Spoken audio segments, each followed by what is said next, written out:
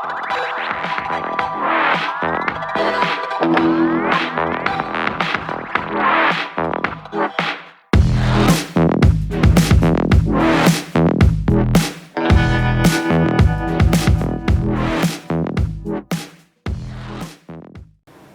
tout le monde, dans cette partie on s'appuie sur les ondes mécaniques progressives et pour un bon départ, quelques notions sur les phénomènes périodiques. Un phénomène est dit périodique s'il se reproduit identiquement à lui-même au bout d'un même intervalle de temps appelé période. En d'autres termes, un phénomène est dit périodique si son enregistrement présente la répartition régulière d'un même motif. Observons le document ici, on a une tension alternative sinusoïdale en fonction du temps. Ce motif se reproduit identiquement à lui-même au bout d'un intervalle de temps régulier appelé période. C'est quoi la période? C'est le plus petit intervalle de temps où l'enregistrement ou bien le motif se répète à l'identique. La période et la fréquence sont liées par la relation grand T égale à 1 sur F. C'est-à-dire la période, c'est l'inverse de la fréquence. La fréquence représente le nombre de cycles par seconde. Ou bien F égale à 1 sur T. La période dans le système international est exprimée en secondes. La fréquence est exprimée en Hertz. Donc T égale 1 sur F. Où F égale à 1 sur T, c'est le premier objectif, les phénomènes périodiques. Le deuxième objectif, les ondes. Tout d'abord, lorsqu'on jette un caillou dans l'eau, ceci provoque la déformation au niveau de la surface libre de l'eau. Et cette déformation sera traduite par une perturbation qui se propage le long de la surface libre de l'eau. Donc, par définition, l'onde, c'est la propagation d'une perturbation dans un milieu matériel ou élastique, sans transport de matière, mais avec transport d'énergie. Le support matériel ici, c'est l'eau, par exemple. C'est un milieu qui est élastique, c'est-à-dire il reprend sa forme initiale après le passage du signal. Et on a déjà mentionné que l'onde se propage sans transport de matière, mais avec transport d'énergie. Dans la modélisation ici, lorsque le signal passe, on observe que le point identifié par un point rouge reste sur sa place. Ici, la déformation, elle est perpendiculaire à la direction de propagation. On dit alors que cette onde est une onde qui est transversale. Passons maintenant à l'émission du son. Bien, l'émission sonore est provoquée par tout corps en mouvement vibratoire. On peut citer par exemple les cordes vocales ou bien le parleur électrodynamique, le diapason, ainsi de suite.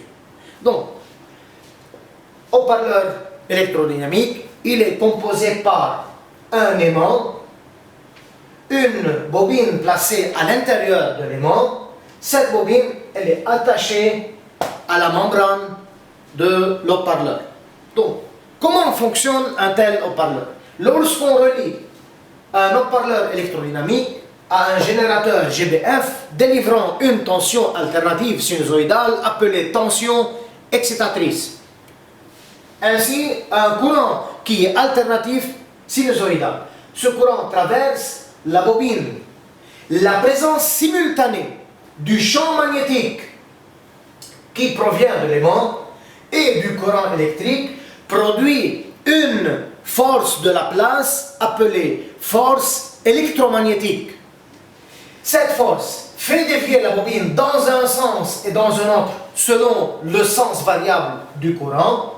Alors, la membrane est en mouvement vibratoire et produit alors un son.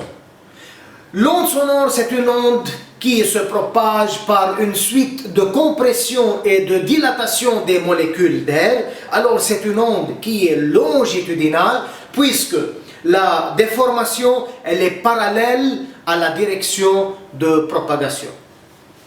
La vitesse de l'onde sonore, par exemple, est donnée par V égale D sur delta T. Cette vitesse, elle est indépendante de la fréquence, mais elle dépend de deux facteurs.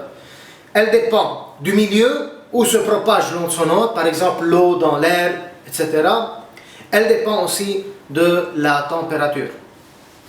L'haut-parleur électrodynamique transforme un signal électrique de fréquence F en une onde sonore aussi de fréquence F. C'est-à-dire, si F est la fréquence de la tension excitatrice, la membrane vibre alors avec la même fréquence F que la tension excitatrice. L'onde sonore produite possède une fréquence qui est aussi égale à F.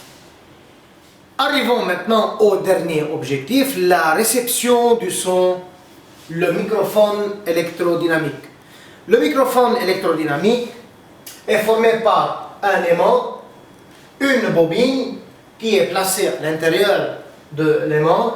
Cette bobine sera attachée à une membrane. Alors, comment fonctionne un microphone électrodynamique? Le microphone électrodynamique ou bien le fonctionnement d'un tel microphone est basé sur l'induction électromagnétique. Ça, c'est la direction de propagation de l'onde sonore qui se propage par une suite de compression et de dilatation des molécules d'air. La membrane, ici, vibre, alors la bobine se déplace dans un sens et dans un autre à l'intérieur de l'aimant fixe qui produit un champ magnétique.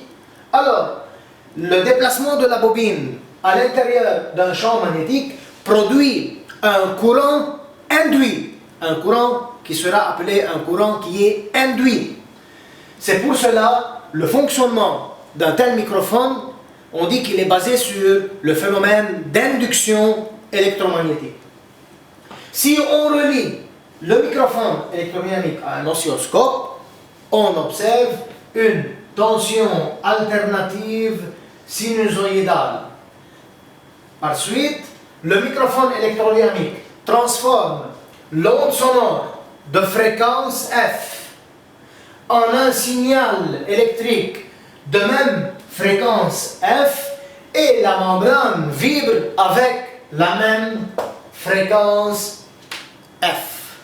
Et c'est tout pour cette vidéo. Merci beaucoup et n'oubliez pas de cliquer sur le bouton subscribe.